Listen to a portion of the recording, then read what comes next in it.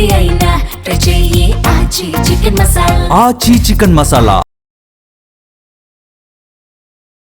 దేశీయ మార్కెట్లు ఇవాళ స్వల్ప లాభాల్లో పయనిస్తున్నాయి. సెన్సెక్స్ 250 పాయింట్లు పాజిటివ్గా ట్రేడ్ అవుతుంది. నిఫ్టీ 100 పాయింట్ల వరకు లాభపడింది. ఇక బులియన్ మార్కెట్ విషయానికి వస్తే గోల్డ్ దాదాపు ఫ్లాట్గా కొనసాగుతుంది. ఇక వెండి 3000 వరకు తగ్గింది. ఇక మార్కెట్ ట్రెండ్స్ గురించి ప్రస్తుతం నాతో మాట్లాడడానికి మార్కెట్ ఎక్స్పర్ట్ శ్రీరామచంద్రమూర్తి గారు అందుబాటులోకి వచ్చారు. నమస్తే శ్రీరామచంద్రమూర్తి గారు. నమస్తే అండి. సార్, మార్కెట్ ఈరోజు ఏ రకంగా కనిపిస్తుంది? కొంత పాజిటివ్ ట్రెండ్లోనే కనిపించినట్టు సిచ్యువేషన్ ఉంది మార్నింగ్ వరకు. అయితే అదే కంటిన్యూ అయ్యే ఛాన్స్ ఉందా?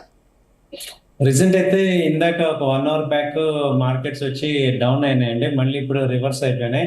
28,450 లో దాకా వచ్చి ఇప్పుడు 23,600 వచ్చింది. దాదాపు 200 పాయింట్స్ నిఫ్టీ పెరిగింది. అలాగే బ్యాంక్ నిఫ్టీ వస్తే 570 పాయింట్స్ పెరిగింది. సో ఇప్పుడు మొత్తం ఇప్పుడు అందరూ కూడా బయింగ్ సైడ్కి వచ్చారు. మార్కెట్లో మళ్ళీ పాజిటివ్ సైడ్ సెంటిమెంట్ స్టార్ట్ అయింది. సో దీనికి మేజర్ రీజన్ ఏంటంటే ఈ యొక్క ఇవాళ చైనా మీటింగ్ ఉంది కదా, జిన్పింగ్ అలాగే మన ట్రంప్ గారు వీళ్ళిద్దరితో భేటీ అవడం అనేది ఒక పాజిటివ్ పాయింట్.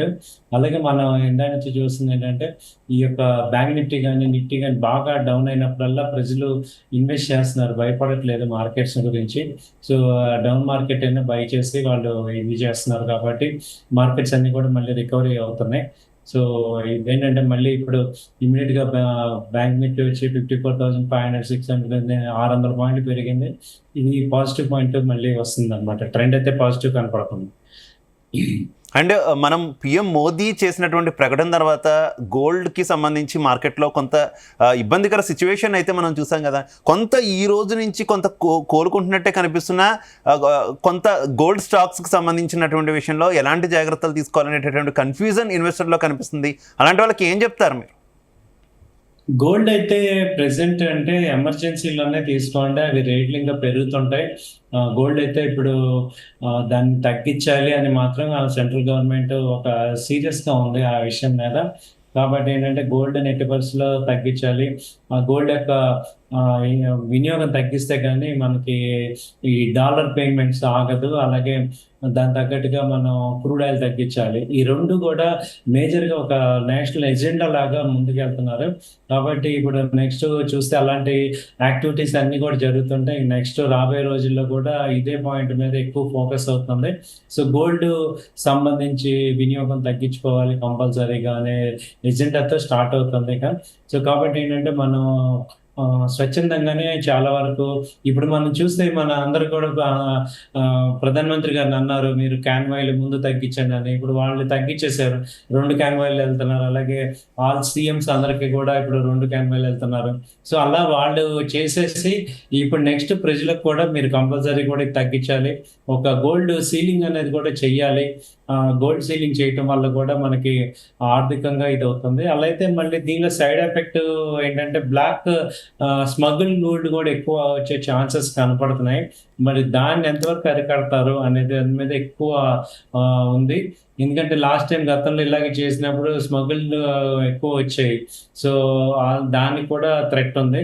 దాన్ని ఎలా మరి డీల్ చేస్తారు అనేది అయితే ప్రజెంట్ వీళ్ళు చెప్పట్లేదు. బట్ దాని ఇంపాక్ట్ కూడా ఉంది కాబట్టి స్వచ్ఛందంగానే మనం కూడా గోల్డ్ క్వాంటిటీ తగ్గించుకోవాలి ఇప్పుడు ఒక 1 year పాటు. ఎందుకంటే మార్కెట్ అంతా మనం చూస్తూనే ఉన్నాం, మార్కెట్స్ అన్నీ కూడా అంత అతలకుతలంగా ఉన్నాయి. రోజు క్రూడ్ చాలా ఎక్కువ అయిపోతుంది. దాని తగ్గట్టుగానే స్టాక్ మార్కెట్స్ డౌన్ అవుతున్నాయి, రూపీ వీక్ అయిపోతుంది. ఇదంతా ఆలోచించి మనందరం కూడా తీసుకోవాల్సిన అవసరం అయితే కనపడుతుంది.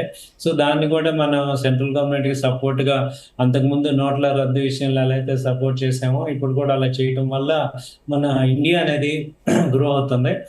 మనలాంటి ఎడ్యుకేటెడ్ పీపుల్ అందరికీ కూడా విషయం అయితే తెలుసు కదా మనకి. ఎందుకంటే మార్కెట్స్లో ఉన్నాం కాబట్టి గోల్డ్ తగ్గితే కానీ మార్కెట్స్ ఇది కరెంట్ అకౌంట్ డెఫిసిట్ అయితే ఎక్కువ ఉంది. సో అది తగ్గించాలంటే కొంతకాలం గోల్డ్ తగ్గితే కానీ మనకి అడ్వాంటేజ్ కాదు. ఒక రకంగా ఏంటంటే మహిళలందరికీ కూడా కొంచెం నెగిటివ్ ఫీలింగ్ రావచ్చు. కానీ ఇప్పుడు లాస్ట్ టైం చూసాం పెట్రోల్ గురించి మనందరం రోడ్ల మీదకి వెళ్ళి ఎంత కష్టపడ్డామో అలాంటి పరిస్థితి రాకుండా ఇప్పుడు గోల్డ్ని తగ్గించుకోవడం ద్వారా మనం కొంచెం ఆల్టర్నేటివ్ని చూసుకోవటం అనేది బెటర్గా అనిపిస్తుంది. కాబట్టి ఇది ఒక హర్షించదగ్గ పరిణామమే, పాజిటివ్ ఏది. అలాగే మా లాస్ట్ 3 monthsగా చూస్తున్నట్టే నిన్న కూడా విదేశీ ఇన్వెస్టర్లు దాదాపు 4,700 కోట్ల రూపాయల షేర్లు అమ్మేసినటువంటి సిచ్యువేషన్. కేవలం దేశీయ అమ్మకాలతోనే మార్కెట్ ఎంతకాలం నిలబడి స్టేబుల్గా ఉండేటటువంటి ఛాన్స్ ఉందనుకోవచ్చు. ఇది దేశీయ అమ్మకాలతోనే ఇప్పుడు 4 ఛానల్స్ ఉన్నాయనుకోండి సార్. ఇప్పుడు మూడింటి మీద నడుస్తుంది. మేజర్గా మార్కెట్ గ్రో అవ్వాలంటే ఎఫ్ఐఎస్ రావాలి, మ్యూచువల్ ఫండ్స్ రావాలి, డిఐఎస్ రావాలి, రీటైల్ క్లయింట్స్ ఉండాలి. వీళ్ళ నలుగురు పార్టిసిపేట్ చేస్తేనే మార్కెట్ ముందుకెళ్తుంది. కానీ ఇప్పుడు ఏమవుతుందంటే ఒక ఎఫ్ఐఎస్ కంటిన్యూగా సెల్ చేస్తున్నారు. బట్ వాళ్ళ షేర్స్ని డిఐఎస్ కానీ మ్యూచువల్ ఫండ్స్ కానీ కొంటున్నాయి. కానీ మళ్ళీ ఎఫ్ఐ వస్తే కానీ నెక్స్ట్ ర్యాలీ అనేది రాదు కదా. కాబట్టి వాళ్ళు కూడా తొందరలో మన యొక్క కాన్ఫిడెన్స్ లెవెల్స్ ఇండియా యొక్క గ్రోత్ అని చూసి రావాల్సిన అవసరం ఉంది. సో మనకి ఇప్పుడు యూరోపియన్ యూనియన్తో ట్రేడ్ డీల్ అయింది, అలాగే అమెరికాతో అయింది. అవన్నీ ఇంప్లిమెంటేషన్ అయ్యి మనం కనుక ఫాస్ట్ గ్రోత్ చూపిస్తుంటే వాళ్ళు కూడా వస్తారు. కాబట్టి భయపడాల్సింది ఏం లేదు. కాకపోతే కొంత డిలే అయితే అవుతుంది.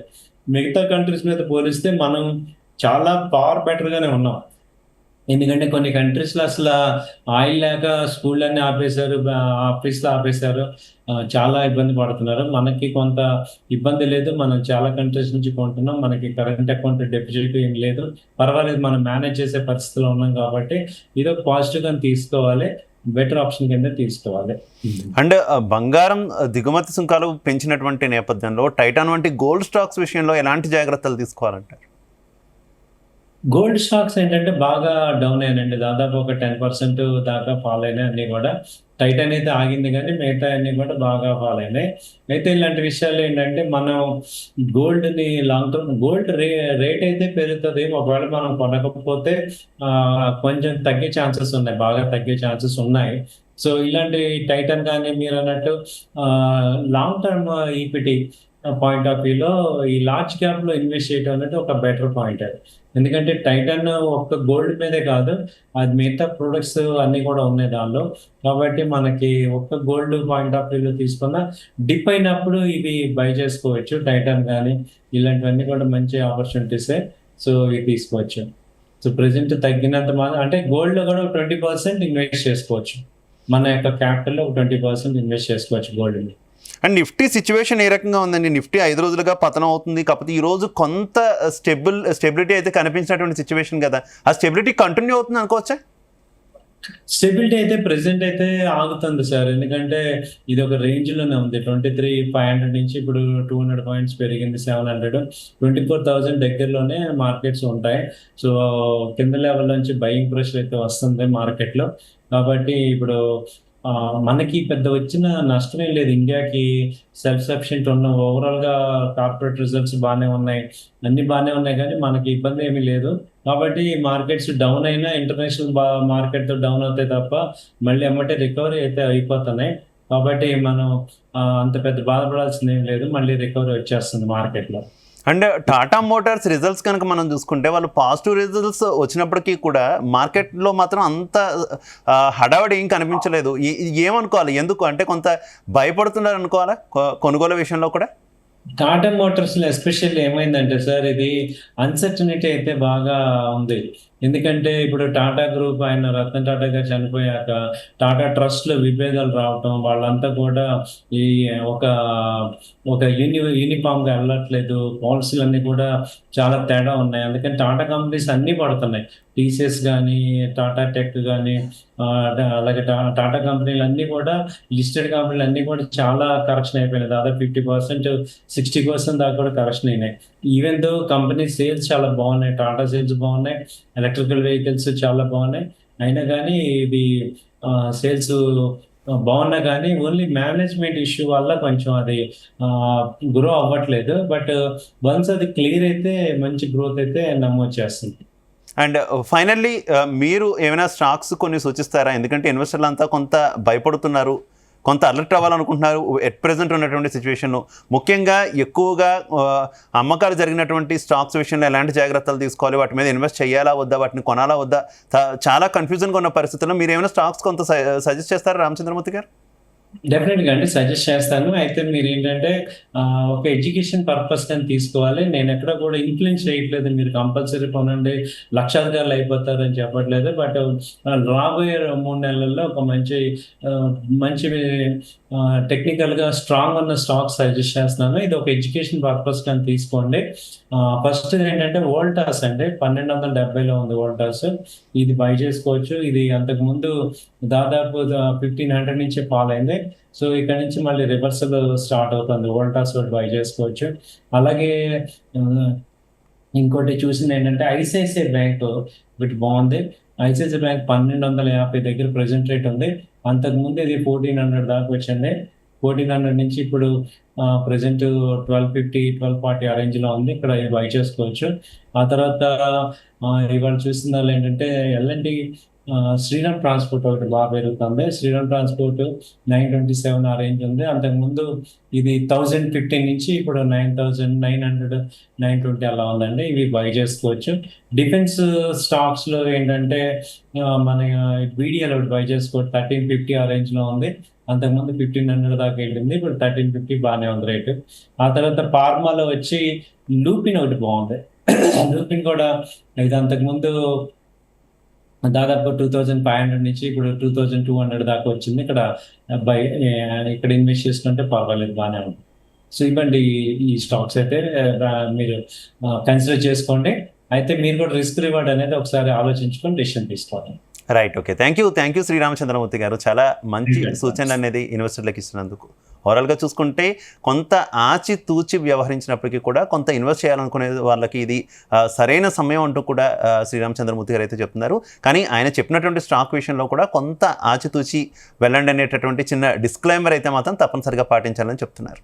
ఇది వాటి special debate. Keep watching Zee Telugu news. నమస్తే.